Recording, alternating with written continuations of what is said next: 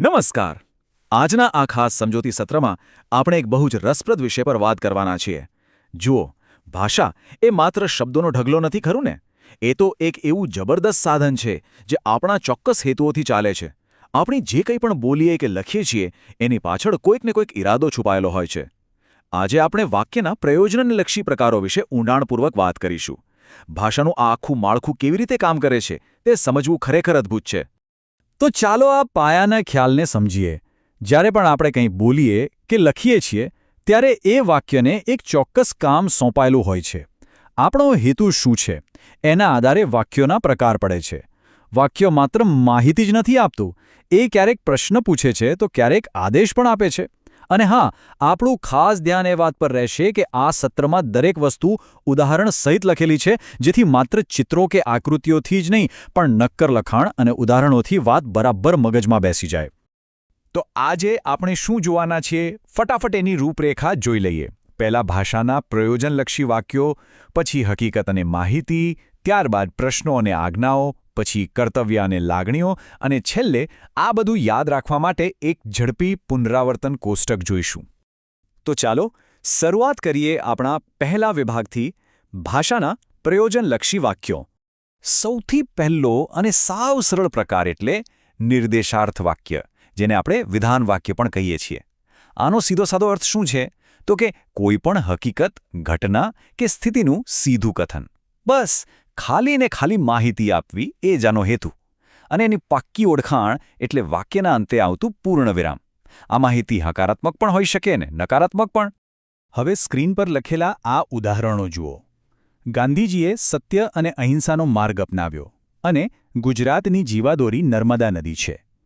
આ બંને સીધી હકારાત્મક હકીકતો છે. જ્યારે તે આજે શાળાએ આવ્યો નથી એ ચોખ્ખી નકારાત્મક માહિતી આપે છે. પણ અહીં એક વાતની નોંધ લીધી? આ ત્રણેય લખેલા વાક્યોના છેડે પૂર્ણવિરામ જ છે. બસ આ જ છે નિર્દેશાર્થ વાક્યોની ખરી ઓળખ. હવે આગળ વધીએ આપણા બીજા વિભાગ તરફ, હકીકત અને માહિતી. હવે માની લો કે કોઈ માહિતી આપવી નથી પણ સામી વ્યક્તિ પાસેથી કઢાવી છે, ત્યારે શું કરીશું? ત્યારે પ્રવેશ થાય છે પ્રશ્નાર્થ વાક્યનો. આ વાક્યો એવા સાધનો છે જે ખાસ કરીને પૂછપરછ કરવા માટે જ ઘડાયા છે. એમાં શું, કોણ, કેમ, ક્યારે, ક્યાં જેવા શબ્દો આવે અને છેલ્લે મોટું પ્રશ્નાર્થ ચિહ્ન મુકાય. સાવ સરળ, ખરું ને? આ લખેલા ઉદાહરણો પર નજર કરો. તમે કયા ધોરણમાં અભ્યાસ કરો છો? પરીક્ષા ક્યારથી શરૂ થવાની છે? અને તમારું વતન કયું છે? આ વાક્યો વાંચતા જ ખબર પડી જાય છે કે અહીં કોઈ હકીકત નથી કહેવાઈ રહી, પણ હકીકત જાણવાની કોશિશ થઈ રહી છે. પ્રશ્નવાચક શબ્દો અને છેલ્લે આવતું પેલું પ્રશ્નાર્થ ચિહ્ન બધું જ સ્પષ્ટ કરી દે છે. હવે પ્રશ્ન પૂછવાથી થોડા આગળ વધીએ. જ્યારે કોઈની પાસે કંઈક કાર્ય કરાવવું હોય ત્યારે શું વાપરીએ છીએ? આજ્ઞાર્થ વાક્ય.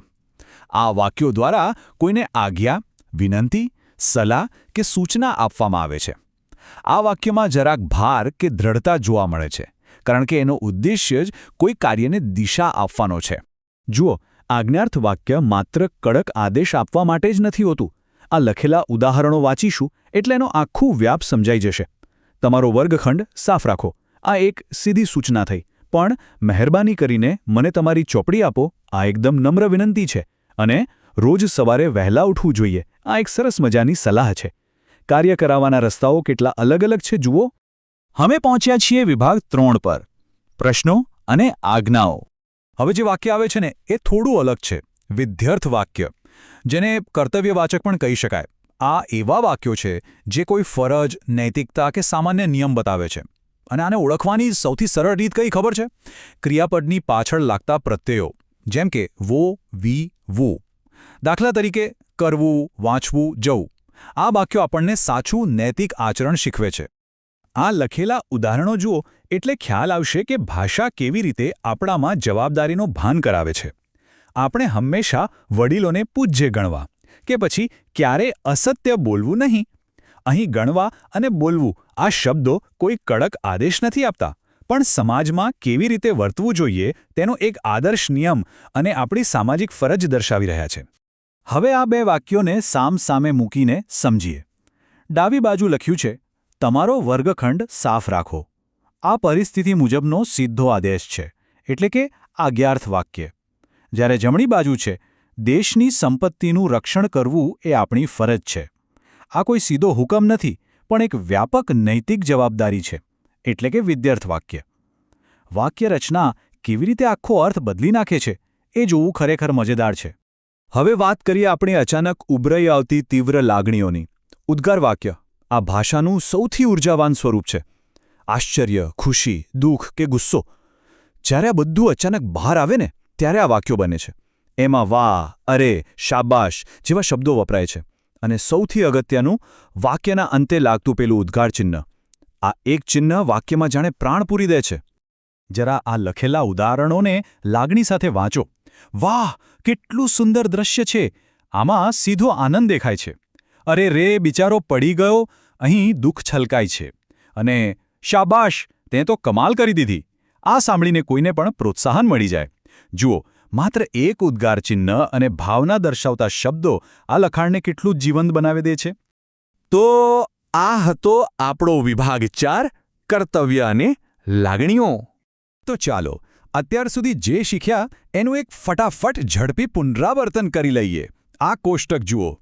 નિર્દેશાર્થ એટલે સાદી માહિતી, પાછળ આવશે પૂર્ણવિરામ. પ્રશ્નાર્થ એટલે પ્રશ્ન પૂછવો, પાછળ પ્રશ્નાર્થ ચિહ્ન. આજ્ઞાર્થમાં હુકમ કે વિનંતી હોય અને ત્યાં પણ પૂર્ણવિરામ જ આવે. વિદ્યર્થ એટલે ફરજ, જેની ઓળખ છે વુ, વો, વીવાળા ક્રિયાપદો. અને છેલ્લે ઉદ્ગાર એટલે તીવ્ર લાગણી, જેની પાછળ લાગે ઉદ્ગાર ચિહ્ન. બસ આ કોષ્ટક મગજમાં ઉતારી લો એટલે બધું સ્પષ્ટ. અને અંતે જતા જતા એક બહુ જ રસપ્રદ પ્રશ્ન વિચારવા જેવો છે. શું માત્ર એક ચિહ્ન બદલવાથી વાક્યનો આખો હેતુ બદલાઈ શકે ખરો? જરા વિચારો. ચોક્કસપણે બદલાઈ શકે. એક નાનકડું પ્રશ્નાર્થ ચિહ્ન કે ઉદ્ગાર ચિહ્ન વાસ્તવિકતાને રજૂ કરવાની રીતમાં જબરદસ્ત મોટો બદલાવ લાવી શકે છે.